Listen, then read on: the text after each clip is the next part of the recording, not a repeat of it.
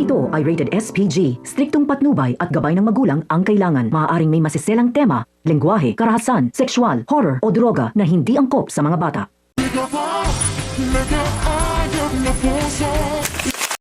Isang mawagpalang araw mga kapamilya.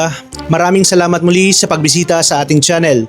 Narito ang mga pinakamainit na tagpo sa Coco Martin, Sigabo. Pero bago tayo dumiretso sa ating recap, huwag kalimutang mag-like, mag-share at mag-subscribe para lagi kayong updated sa mga susunod pang videos. Habang nagkakagulo sa gininto ang lupa dahil sa pagsugod ni Gabo kay Django matapos siyang hamunin nito, nauwi sa matinding bakbakan ang lahat. Kampihan ang mga tao. May mga pumani kay Gabo at mayroon din namang sumuporta kay Django. Sinubukan silang awatin ni Namang Rudy, Aling Betchay, mga tanod at maging si Chairman. Ngunit wala ni isa sa dalawa ang gustong umatras. Sa gitna ng gulo ay napuruhan ni Gabo si Django at ipinahayag na hindi niya kailanman mapapatawad ang pagtataksil nito at ang pagkakakulong niya ng matagal na panahon. Ngunit sa isang iglap, nakakuha ng pagkakataon si Django na gumanti. Nang papaputokan niya na si Gabo, biglang humarang si Mang Rudy at siya ang tinamaan ng bala na para sana sa kanyang anak.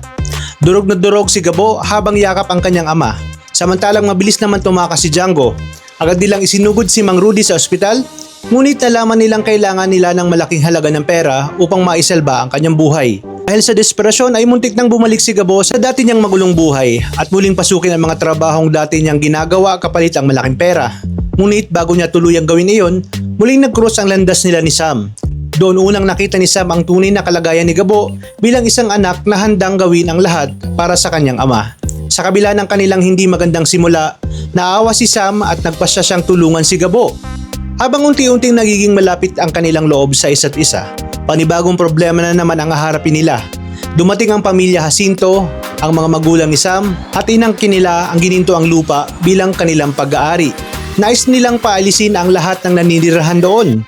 Hindi ito matanggap ng mga taga-gininto ang lupa, lalo na ng pamilya ni Gabo, dahil ang lugar na iyon ay kanilang tahanan at kabuhayan. Sa gitna ng lumalalang sigalot, mahaharap sina Sam at Gabo sa isang napakahirap na pagsubok.